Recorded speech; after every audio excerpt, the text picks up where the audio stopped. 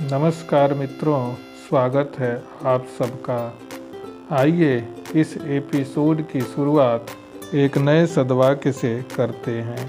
छोड़कर अब सहारे को, छोड़कर अब सहारे को, भरोसा खुद पर कर लिया मैंने, भरोसा खुद पर कर लिया मैंने।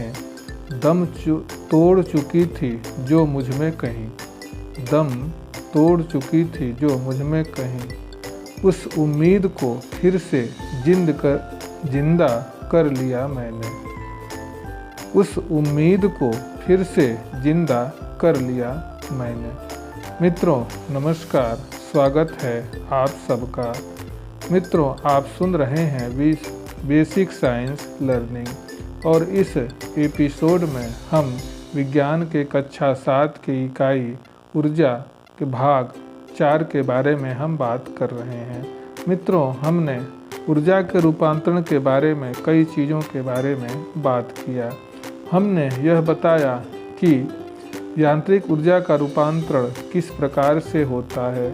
यांत्रिक ऊर्जा का रूपांतरण ऊष्मीय ऊर्जा में, यांत्रिक ऊर्जा का रूपांतरण ध्वनि ऊर्जा में और यांत्रिक ऊर्जा का रूपांतरण ऊष्मा में, विद्युत ऊर्जा का रूपांतरण कई प्रकार के ऊर्जा में, प्रकाश ऊर्जा का रूपांतरण मुख्य रूप से रासायनिक ऊर्जा और विद्युत ऊर्जा में होता है।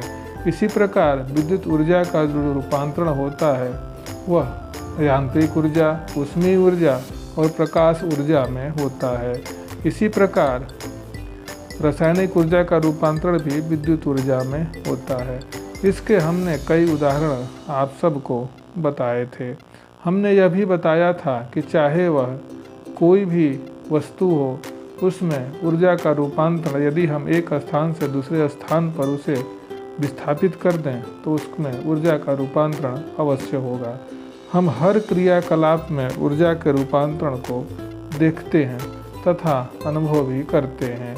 इस प्रकार ढेर सारे ऐसे उदाहरण हैं जिनका हम ऊर्जा के रूपांतरण के रूप में उपयोग करते हैं, जैसे विद्युत मोटर, पंखा, ग्राइंडर, हीटर, विद्युत केतली, ऐसे कई सारे उदाहरण हैं। प्रकाश ऊर्जा का जो रूपांतरण होता है जैसे प्रकाश संश्लेषण की क्रिया, और इसी प्रकार हम यांत्रिक ऊर्जा का रूपांतरण हम किसी लकड़ी को फाड़ने में, पत्थर को तोड़ने में भी इसका उपयोग करते हैं। आज हम विद्युत ऊर्जा के रूपांतरण के बारे में हम कुछ उदाहरणों पर चर्चा करते हैं। हमने विद्युत मोटर सब लोगों ने देखा होगा।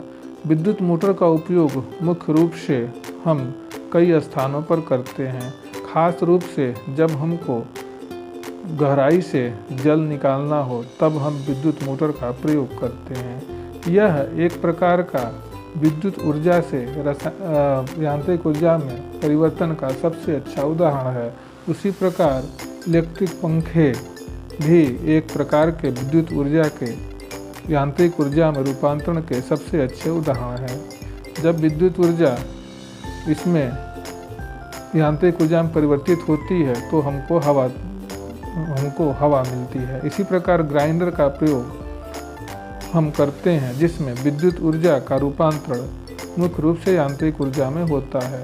इसी प्रकार मिक्सर ग्राइंडर का भी उपयोग हम करते हैं जिनमें विद्युत ऊर्जा का प्रयोग यांत्रिक ऊर्जा में करने के बाद कोई चीज़ हमें पिसी हुई मिलती है।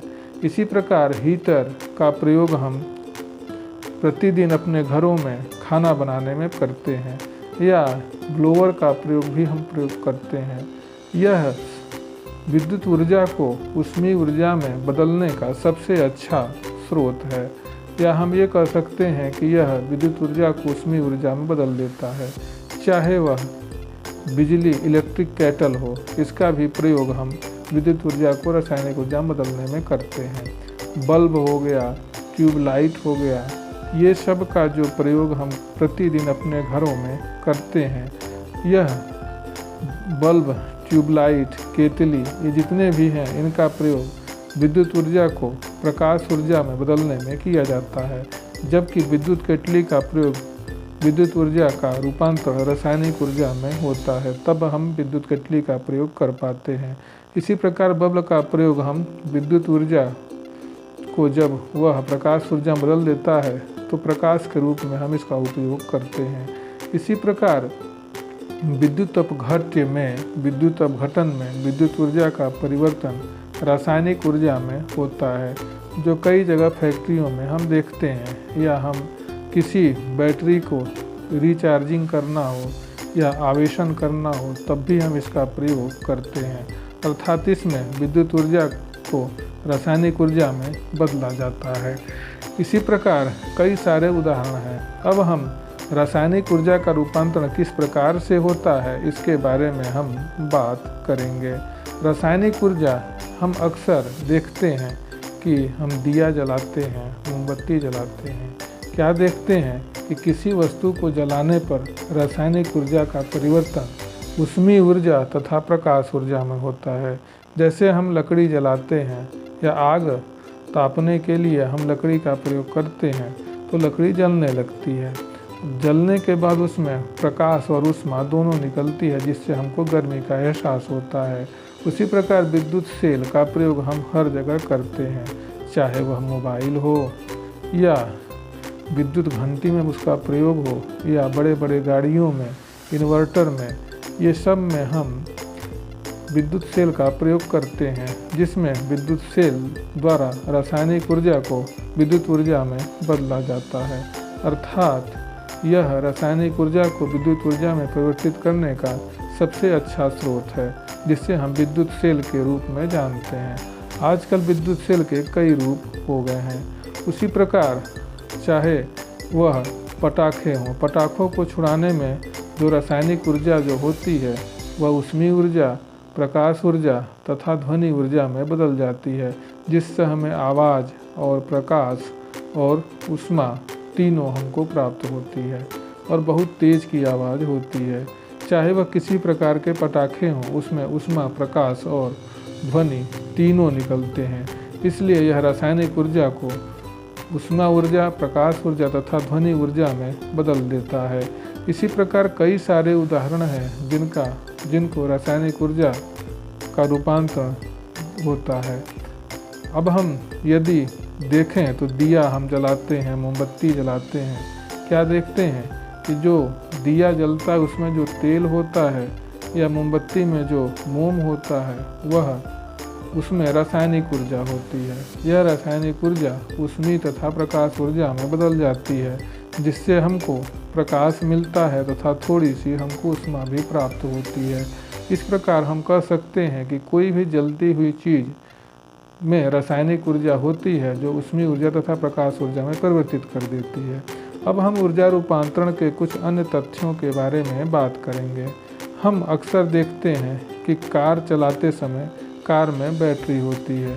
कार में बैटरी रखते हैं तो क्या देखते हैं, बिना चार्ज के वह बैटरी नहीं चल सकती। इसलिए चार्ज करने के बाद विद्युत ऊर्जा रासायनिक ऊर्जा में परिवर्तित होती है, परंतु जैसे ही बैटरी डिस्चार्ज होती है उसको रासायनिक ऊर्जा से विद्युत ऊर्जा में बदलना पड़ता है। तो एक ऊर्जा से दूसरी ऊर्जा में रूपांतरण भी एक प्रकार का एक अच्छा उदाहरण बैटरी है। इसी प्रकार हम कई ऐसे उदाहरण देखते हैं जिनमें हम ऊर्जा रूपांतरण के हमें कई ऐसे उदाहरण तथ्य मिलते हैं। अब हम साइकिल लगभग सभी लोग चलाते हैं। क्या देखते हैं कि साइकिल चलाने में पेशीय ऊर्जा का रूपांतरण जो होता है वह यांत्रिक ऊर्जा के रूप में होता है। इसी प्रकार कई सारे ऐसे उदाहरण हैं जिनमें पेशीय ऊर्जा का रूपांतरण यांत्रिक ऊर्जा के रूप में होता है। और भी हम कई चीज़ें, जैसे धान ओसाते समय हम एक पंखा चलाते हैं जिसमें पेशीय ऊर्जा का प्रयोग यांत्रिक ऊर्जा के रूप में होता है। तो मित्रों, आज के इस एपिसोड में बस इतना ही। अगले एपिसोड में हम फिर मिलेंगे। धन्यवाद।